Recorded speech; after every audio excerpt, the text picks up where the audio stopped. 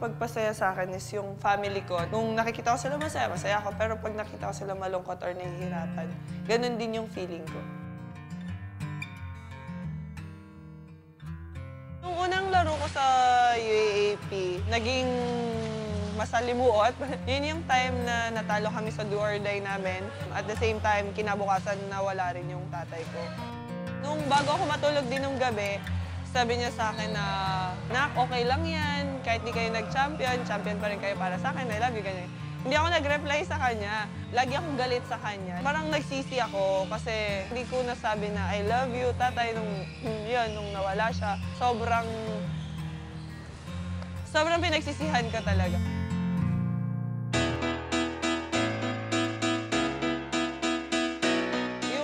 Yung nag-champion kami nung tournament namin doon. Nandun siya, in-interview siya, masaya naman kami doon.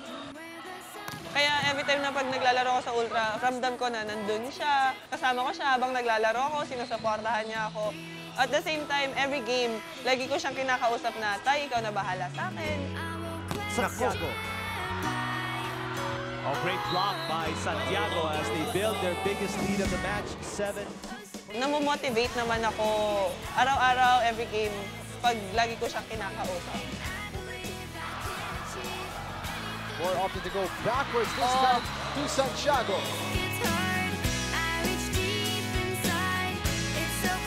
Ang importante sa akin bagay is yung family ko. Kasi kahit anong problema yung maranasan ko, nandyan sila para sa akin to support me and to guide me.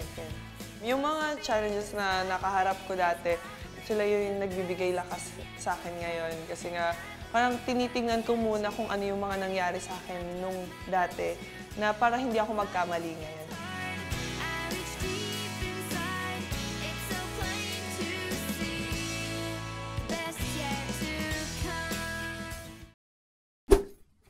Subscribe now to ABS-CBN Sports and Action YouTube channel.